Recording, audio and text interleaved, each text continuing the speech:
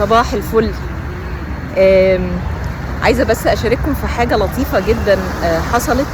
إنه أنا كنت جاية اسكندرية، وفي القطر بالصدفة قابلت صديق أعرفه من أكتر من 20 سنة، وكانت يعني علاقة شغل كده،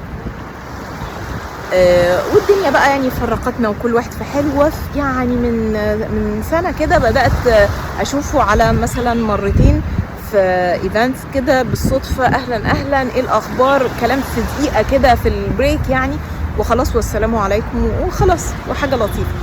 وده صديق يعني جميل وخلوق فقابلته في القطر، والحقيقة انه فضلنا نتكلم ويعني هون الطريق بشكل جميل جدا. يعني اتقابلنا في اسكندرية وقعدنا اتكلمنا كتير كتير كتير،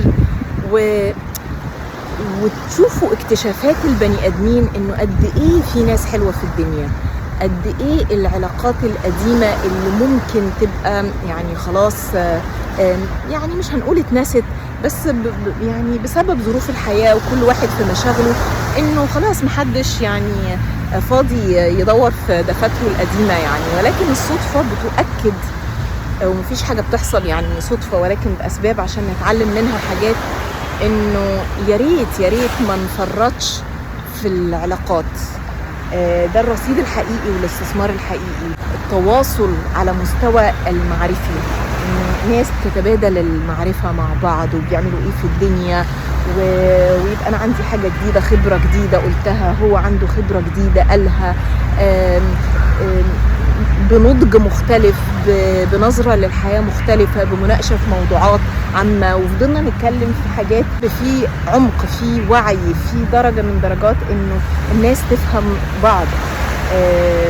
الحقيقة انها كانت يعني رحلة مميزة جدا، وحسيت انه فعلا احنا محتاجين نتأمل شوية انه علاقاتنا نركز فيها ونستثمرها، ويا ريت نطلع من دفاترنا القديمة، لانه في ناس ذهب وكنز يعني يستحقوا ان احنا نعرفهم، ويستحقوا ان هم يبقوا في حياتنا لانه بيملوها.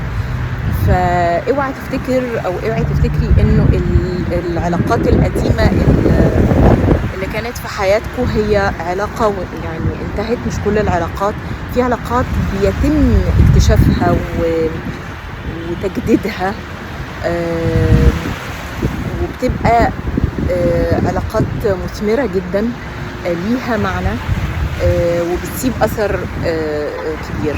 ممتنة للصديق العزيز. وأنا يعني طبعا لأني برضو ما استأذنتوش، أنا جت الفكرة في بالي يعني، فما استأذنتوش إن أنا يعني أذكر اسمه في الفيديو، فعشان كده مش هقوله. بس والله لو يعني بعد الفيديو استأذنت ووافق هقول الاسم عشان يبقى يعني الشكر موصول لصاحبه يعني.